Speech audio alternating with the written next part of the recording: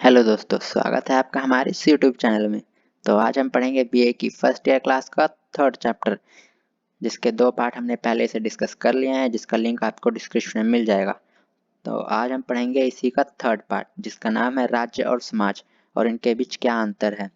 तो चलिए वीडियो को शुरू करते हैं। तो सबसे पहले समाज के बारे में पढ़ लेते हैं कि समाज सबसे पुराना और महत्वपूर्ण मानवीय संगठन है। हम जानते हैं कि मनुष्य सामाजिक प्राणी है और वह जन्म से लेकर मौत तक समाज में रहता है और समाज में रहकर अनेक प्रकार की गतिविधियां करता है। अब आप समाज के बारे में समझ गए होंगे कि समाज किस प्रकार कार्य करता है और किस प्रकार का संगठन है। यह मानवीय संगठन और मनुष्य इसमें जन्म से लेकर मौत तक रहता है और यहाँ रहकर वह अनेक प्रकार की गतिविधियां या कार्य करता है। तो चलिए अब इसकी परिभाषा के बारे में पढ़ लेते हैं। तो मैकाइवर के अनुसार मनुष्य एक दूसरे के साथ ऐच्छिक संबंधों का नाम समाज है। अब मनुष्य में जो आपस में एक दूसरे के साथ संबंध पाए जाते हैं उसका नाम समाज है। अब जैक्स के अनुसार, डॉक्टर जैक्स का कहना है कि मनुष्य में शांतिपूर्ण संबंधों का नाम समाज है। अब जिन संबंधों में शांति, प्यार, भावना, दोस्ती यह सब पाए जाते हैं उनका नाम समाज है। अब डॉक्टर जैक्स का यह कहना है।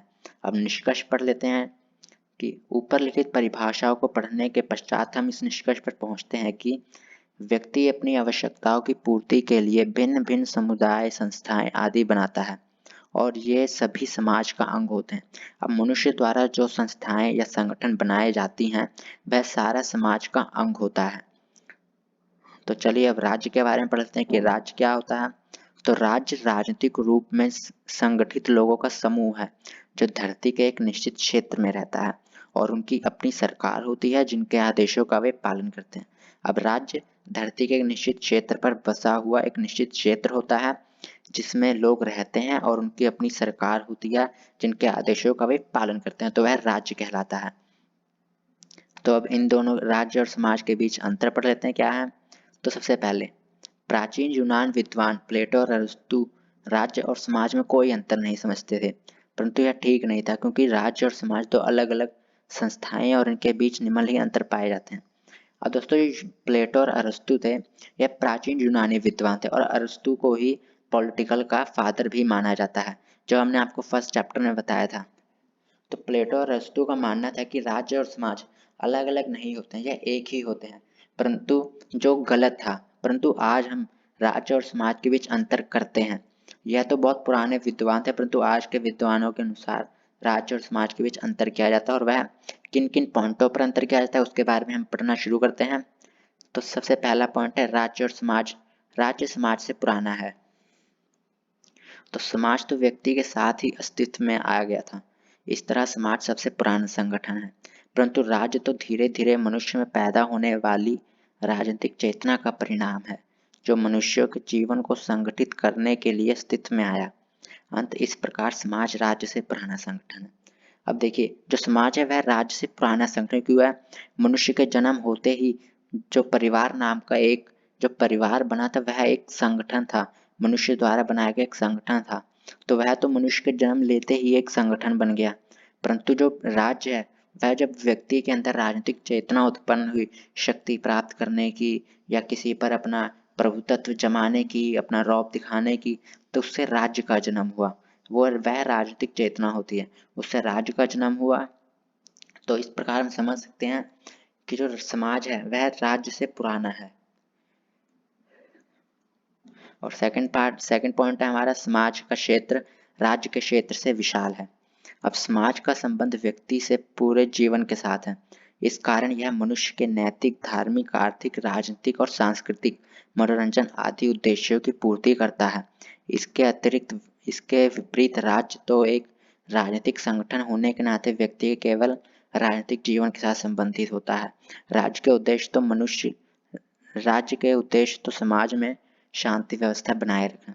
अब देखिए, समाज का क्षेत्र है वह राज्य के क्षेत्र से कहीं विशाल होता है।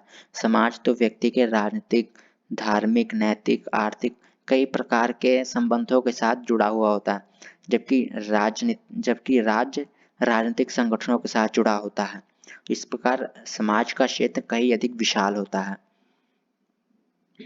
और थर्ड पॉइंट है, राज्य के लिए निश्चित क्षेत्र आवश्यक है। जबकि समाज के लिए निश्चित क्षेत्र की कोई आवश्यकता नहीं होती है। तो निश्चित क्षेत्र राज्य का आवश्यक तत्व है। इसके विपरीत समाज के लिए निश्चित क्षेत्र की कोई आवश्यकता नहीं होती। समाज का संबंध तो मनुष्यों के पारस्परिक संबंधों के साथ है और यह संबंध स्थानीय, राष्ट्रीय और अंतर्राष्ट्रीय तक भी फैला हो सकता है। अब देखिए, राज्य का संबंध तो केवल राज्य की सीमाओं के अंदर तक ही सीमित होता है, जबकि समाज का कोई निश्चित क्षेत्र नहीं होता, यह अंतर्राष्ट्रीय स्तर तक फैला होता है।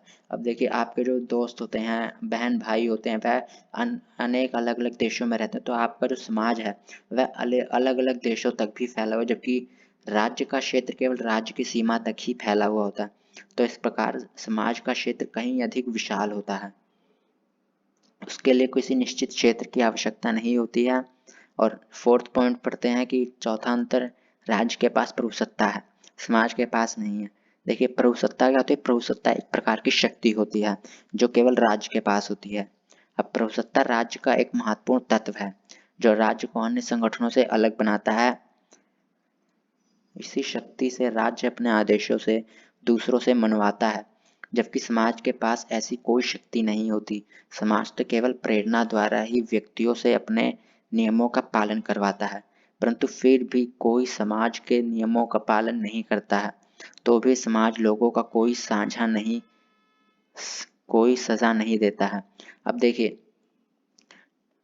जो राज्य के पास एक प्रभुसत्ता नाम की शक्ति है, तो उसके द्वारा वह अपने सारे आदेशों का दूसरे व्यक्तियों द्वारा, संगठनों द्वारा पालन करवाता है, जबकि समाज के पास ऐसी किसी प्रकार की कोई शक्ति नहीं होती जिससे वह अपने आदेशों का लोगों द्वारा पालन करवाए।